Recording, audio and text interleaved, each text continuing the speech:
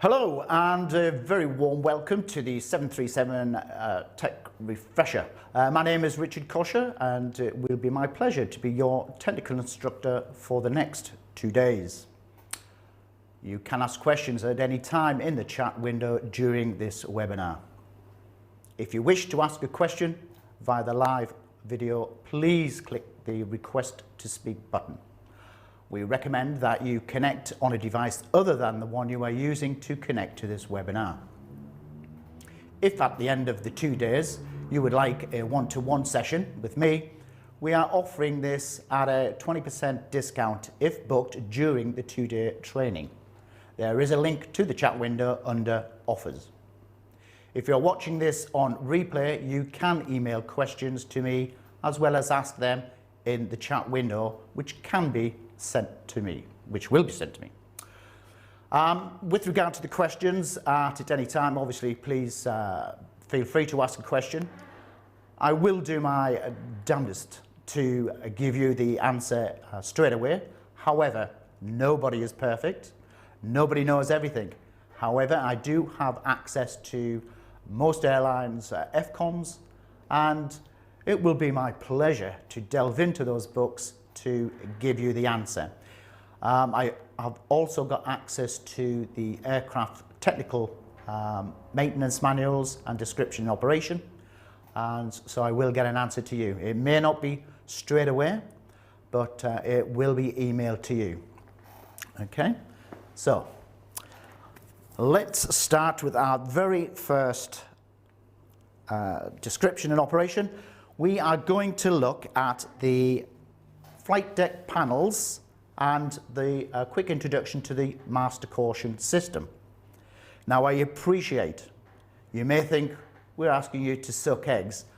Some of you may have been away from the aircraft for quite a while, so this is a refresher to reintroduce you to the panels and how the master caution system works and what the Boeing philosophy is. Now, Boeing's philosophy is a dark flight deck. So, as you can see, there's our flight deck, your office, and Boeing's philosophy is to make sure that during normal operations, all indication lights are extinguished. All switches are guard down, they are in the normal position. We will go through the variances to this. Also, be aware that should the master caution system operate, there are no oral warnings. So keep your eyes peeled. So there's our panels, and Boeing like to keep things very simple. We have one panel which is above your head and slightly aft, and Boeing, as I say, like to keep it simple, so they actually call that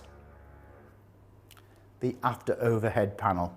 Again, the panel in front of this may seem ridiculous at the moment, but Boeing like to keep that simple and they call it the forward overhead panel. Why is this important to know? Consider you're in a sim check and you have your instructor behind you, and just to pile on the pressure, he may be asking you what enunciation you're looking for, and he may or she may give you an indication to look at a particular panel, aft or forward overhead, just to help you out. Okay, now as we are looking at that panel, we have 5 individual columns. Again, your normal procedures for your specific airline will indicate who does what and what your areas of responsibility are. However, I'm just going to give you a brief outline of what the panels do. So, looking at the far left side, we have the flight control panel. Coming on down, we have the instrument transfer navigation panel. Next panel down, the fuel panel.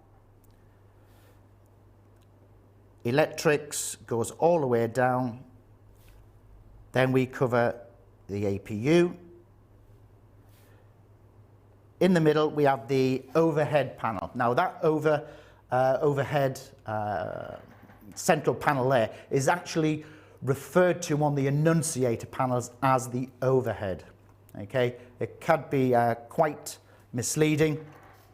So should you get a right-hand annunciator panel illuminate saying overhead, okay, not only do you look on this center, but you must look on the aft overhead as well. Over to the next panel, we have the anti-icing panel. That includes the engine and wing anti-ice switches. This can catch most people out if they're actually doing any kind of written exam. Spoof questions have come forward and they've intimated that you need to select the wing anti-ice switches to on. We will cover this system as we get into the anti-ice. There is only one switch for the wing anti-ice, 2 wings. However, we do have 2 engines and there are 2 switches, 1 for each engine. It's usually a bit of a gotcha in any written exam. Next panel down we have the hydraulics panel, and we will look at that in great detail when we get into the hydraulics. Then we have the doors. Next panel we will be touching on when we get into the systems in depth will be the air and pressurization system. Now, important points to note. The amber captions. The master caution system on this particular aircraft will only illuminate for amber captions outside your normal field of vision. This can be a little bit disconcerting. You will not get a master caution per se for an engine failure because the engine failure comes on the EGT gauge, which is right in front of you. Usually a bit of a gotcha. Okay, so anything that illuminates in front of you will not give you a master caution. Okay, so we've got 2 poll questions to ask. So the first question, see how much you remember from your type course. Will a blue light indication on the forward overhead or the aft overhead panels, when it illuminates bright blue, will it give a master caution or an annunciation? Okay.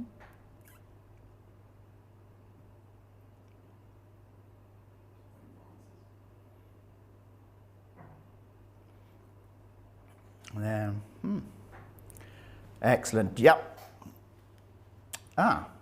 Okay. So just to, I will make sure we cover them in great depth. Right, okay, we have a shift in popularity of the answers.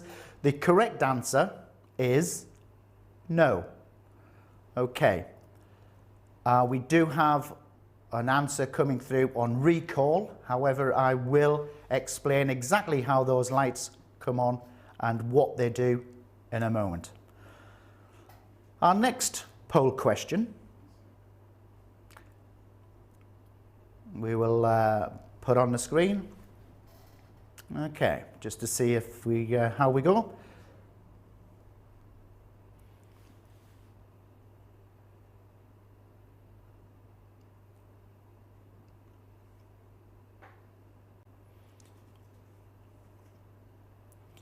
Right. Now, as you've seen from those overhead panels we were looking at, especially the forward overhead panel, you will notice there are, or hopefully you've noticed, there are 4 light grey panels. So my question is, are the light grey panels that are coloured on that overhead panel, are they of use in any way to you?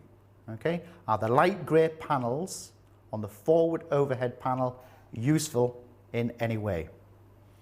So your choices are no help whatsoever, only at takeoff as they indicate what is affected if there is an electrical fault, or yes, you can see at a glance what primary systems are affected if you pull an engine fire handle. Okay,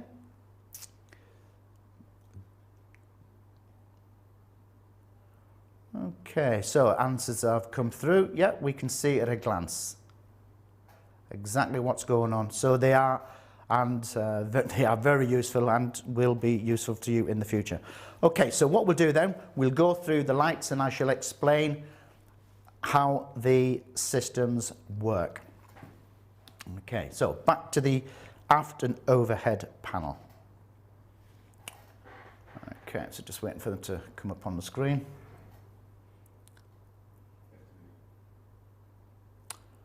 Right, I've still just got the results of the poll questions there, so here we go. Right, the aft and overhead panels and the forward overhead panel. Right, amber captions. As I've already mentioned, any amber caption will give you a master caution. However, be aware, some of the systems on the aircraft operate on a dual channel system. For instance, we have on the flight control panel various lights here.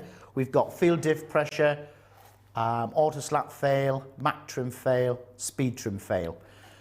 The speed trim and the Mach trim, for instance, we'll use that as an example, have two individual channels. If a single failure should occur, you will not get the master caution instantaneous. What will happen is when you perform your recall action, and just to remind you, recall is performed after engine start, taxi out, topper climb, etc., or as your airline dictates. When you perform recall by pushing an annunciator panel, if a single fault in a system has occurred, that's when it will materialize. When you release the annunciator panel, it will, in this case, enunciate flight control, and you look up at the flight control panel and you will invariably see one of the amber captions illuminating.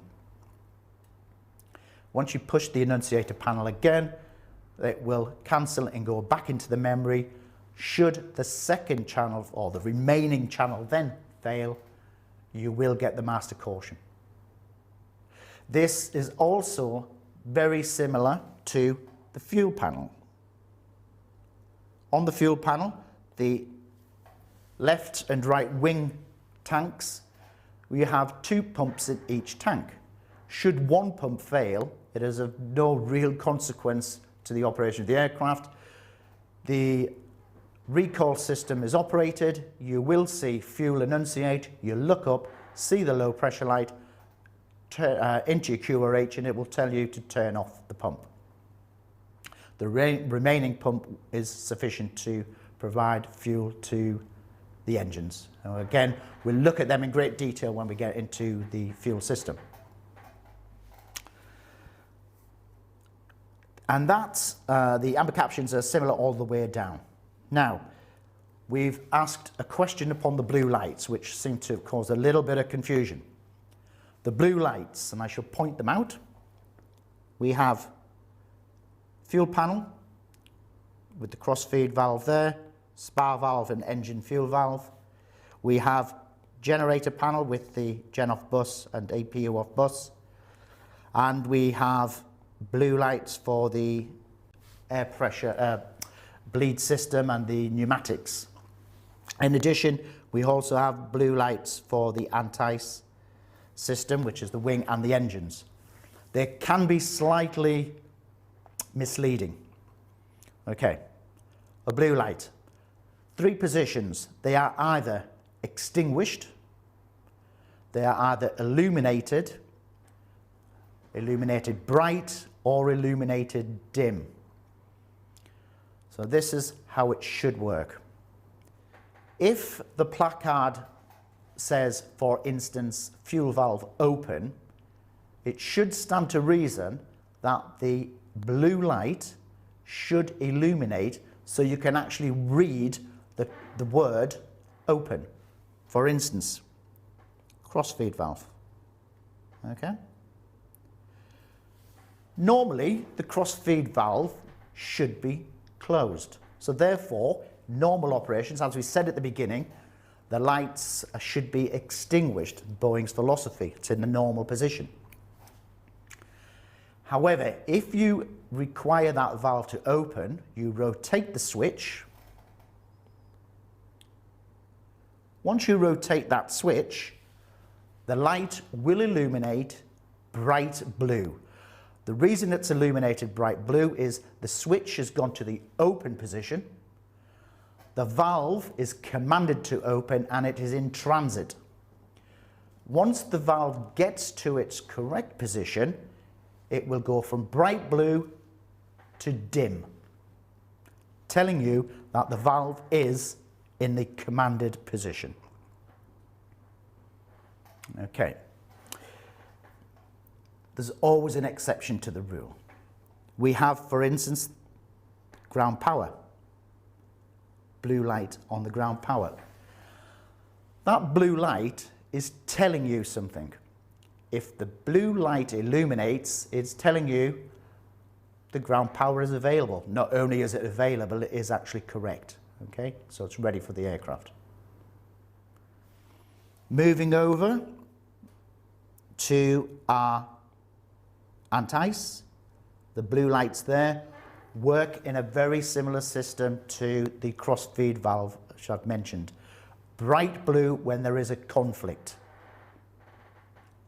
And dim when they're in the correct position, and extinguished when they are not required. Now, a question during the poll suggested, one of the answers did suggest that it will only illuminate on recall.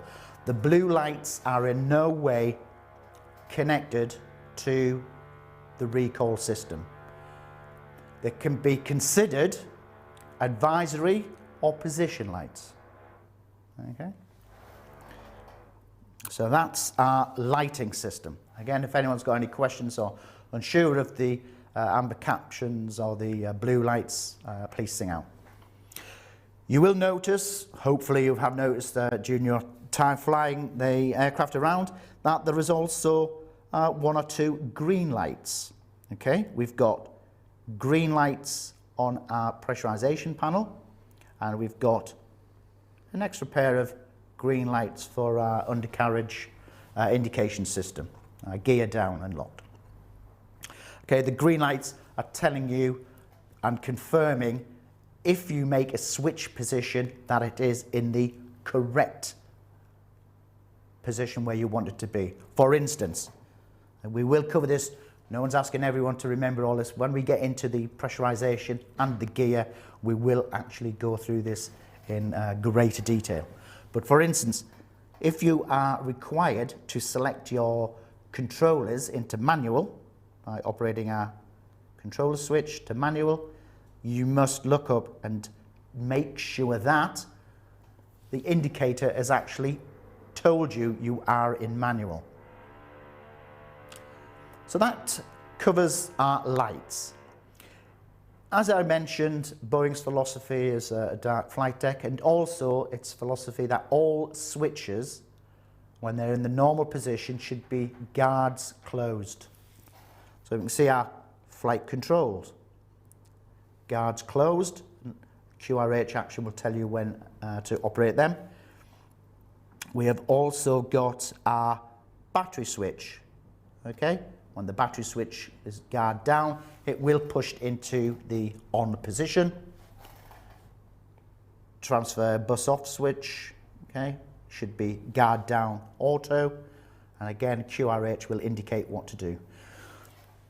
In addition to those black guards, we have also got the red guarded switches. Now the red guarded switches, QRH action will dictate when you are going to operate those switches, and in most cases, beware, there is no going back. We've got our generator drive disconnect switches and our alternate flap switch. Again, when we get into the actual system, we will talk about those switches again. Whether you've noticed it before or not, the other thing that Boeing have done with the switches is when you select the switches to on, they are all selected down towards the windows. which is on, and to off is up from the windows. And any switch that is on your center pedestal will be selected forward towards the windows. Okay. Let's look at the other panels in our system. Well, again, not wishing to trying to teach you to suck eggs, but we do have the left forward panel, the captain's panel. Now you may wonder, why are we putting this on the screen? Are you aware that the chapter 1 of your FCOM will detail all of the panels and the switches that are on your aircraft? However, rather than numbering each switch and giving you a system description, what they actually will do is put the little numbers, okay, around the actual panel. It's pointing towards a particular switch, and the reason for that, it's telling you that if you want to know more information on what you're looking at, that is the chapter in your FCOM, description, operation, indicators and gauges. It's telling you where to go to find that information. So for instance, number 4, pointing there, auto throttle, that's telling you to go to the auto flight. We have 2 red captions, very important, a recent addition. Okay, number 15. Number 15 is the warnings. Okay, so anything to do with those 2 red lights, go to chapter 15 and it will give you all the details of what the lights are meaning. And just to bring us back to our lights, these are in front of you. They are red, part of the warning system. It's telling you that immediate action is required. Amber captions are action is required. Blue lights can be considered, as I mentioned earlier, advisory and or position lights. Okay, so running on round then, we've got chapter 1, aircraft for mil, chapter 14, gear, 10, instruments, 15, that goes to our warnings, 10, let's look at our screens, instruments, again, 10 for instruments, so on and so on. Now I'm just showing off. So I've read the FCOMs far too many times and I seem to memorise where all these chapters are. Easy for me to say, granted. Okay, so that's the left forward panel. Then we've got our right forward panel. Again, first officer SFO's panel, and there are a few extra things on this panel that the captain doesn't have access to. So for instance, we've got our accumulator gauge. We will go into that in great detail when we get into gear. Chapter 14 tells you everything about gear. Our takeoff config and cabin altitude warning light in red. As I say, a recent addition. Little bit of background on that. It has been previous incidents. There has been a mistake and confusion over the takeoff config horn. Unfortunately, it was exactly the same as the cabin altitude warning horn, and in one case it was mistook, and whilst dealing with a fault that wasn't there, it led to serious repercussions. Okay, so the takeoff config and the altitude warning placards, red placards, immediate action is required. Okay, instrument switching, which we can switch instruments around. Endless hours of fun, playing around, moving your displays left to right, up, down, all over the place. Okay. Next we come on to the center forward panel, and on here we have our engine instruments and our method of putting in our bugs should we have an FMC failure. Okay, we will cover them in engines, and this is in our instruments. Gear position lights, we'll cover them in great detail, what the confusion can occur with them. And on some aircraft, not on this particular illustration here, but around here on some aircraft you may have a flap load relief light above there. Customer options. The main reason for going around these panels as well, dependent upon what airline you're on, depends what customer option you actually you have installed. Again, the numbers are there to help you to go to the chapter to find out what's happening. Okay, we've got a poll question now coming up. So the question is, will every amber light illuminating on the annunciator panels immediately give you a master caution? Answers: master recall only, yes they will, or no they won't. Over to you.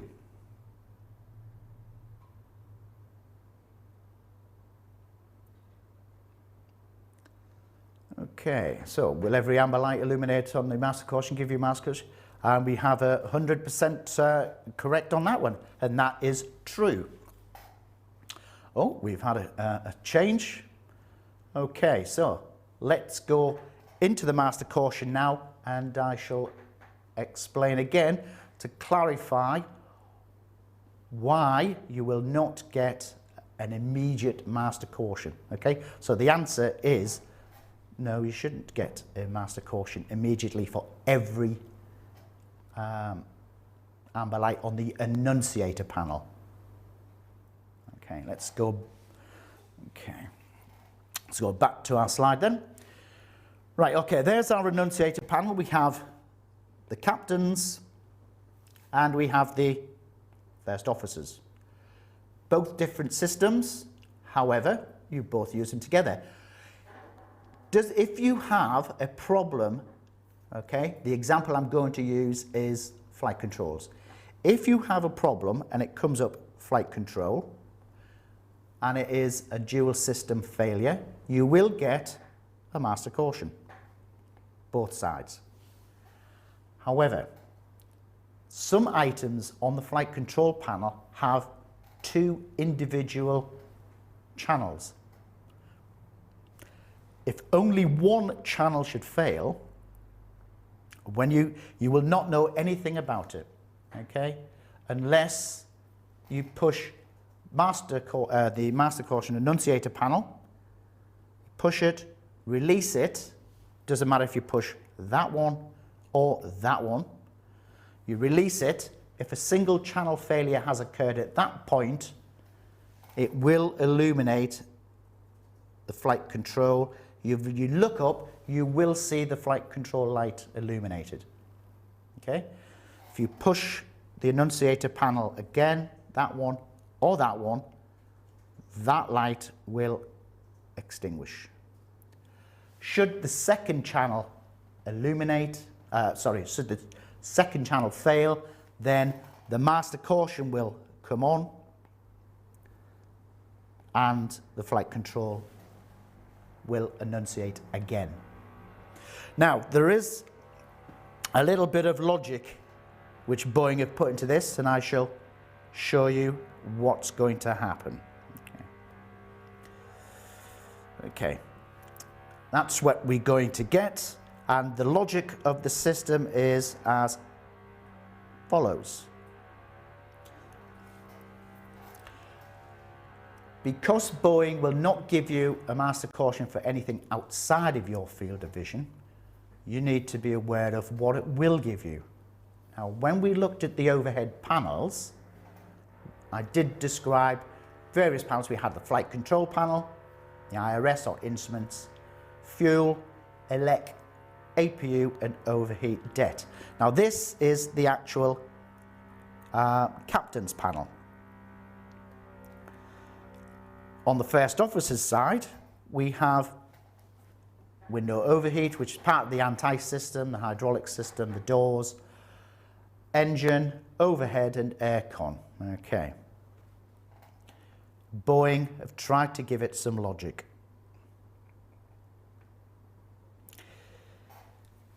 If we consider the captain's annunciator panel and then look at our overhead panel, the forward overhead panel, let's look at the logic. You can see, okay, this flight control panel, top left. Well, that actually equates to the top left of your annunciator panel here. So, if you're flying along, I keep picking on the flight controls. You see the flight control panel here, annunciator illuminate, and you get a master caution. If you look up, that is where it's going to be one of those particular lights which have illuminated. Looking at the fuel panel, okay, fuel, annunciation, fuel, okay, there's our overhead panel for fuel, which is the bottom left-hand corner. So you can see bottom left, bottom left, bottom left. Any one of those amber captions will give you a master caution if you have a dual system failure, or if it is only one form of information, for instance the filter bypass light, okay, that will give you a master caution immediately. Fuel pumps, not necessarily immediately, because as I stressed before, the wing tanks, you have 2 pumps in each wing tank. Therefore, should one fail, there's no need to give you a master caution. The center tank pumps, slightly different. We'll look at them when we get into the fuel. Now look at the first officer's side. Does this system work? Well, yes, it does. We have anti-ice. There's the annunciations. There's the panel, top left of the first officer's side. Well, if we look up here, there's our anti-ice system. Okay, so top left for anti-ice, look up to the after overhead panel, to the forward overhead panel, sorry, and then you will see the annunciation. Okay, so on and so on. Air conditioning, bottom right, bottom right, bottom right. Okay.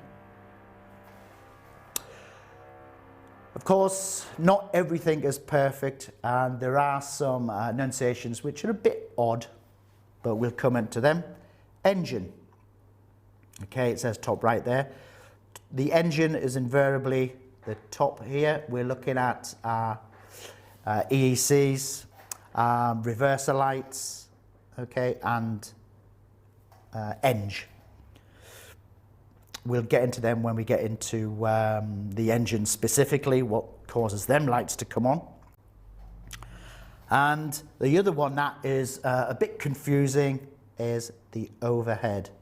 Okay, so anything in the center panel can at times bring on the overhead. Well, I did say the panels are called the overhead panels. Now that's why you need to know the names. Okay, so any one of these amber captions will bring on overhead. But not only is it there, it's also across the top. Okay, various items on here will bring on the overhead. In fact, we've got PSCU light, we have the ELT, and various other lights. Okay, so at first it can be confusing, but once you get used to them, not a problem. And no doubt those who've been flying the aircraft for quite a few years probably didn't give it a second thought. However, getting ready for a sim check, there's always that question from the back seat. What does the light mean? Why has it come on? Etc. Okay. That brings us to the end of the illustrations for those lighting systems. No one can remember everything all of the time. As we go through each individual system, we will return to the blue lights, we will return to the amber lights in particular, and during the next 2 days, we will also look into the QRH to make sure, not so much as why you're doing it. What I would like to do is to give you the rationale why you're doing something. We don't want you at all to double think. If you have a master caution on into the QRH and then you need to react. But I think by explaining how a system works in the background,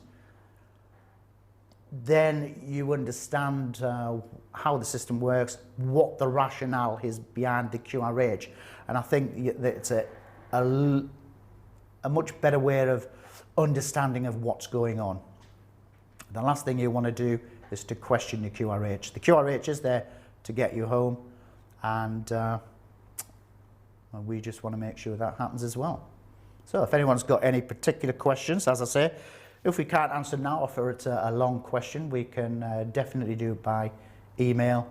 Hopefully you've got access to your FCOMs, and the lighting explanation will be in chapter 1 for the lights coming on, what panels they are, and also in chapter 15, which will fully describe all the warning systems upon the aircraft.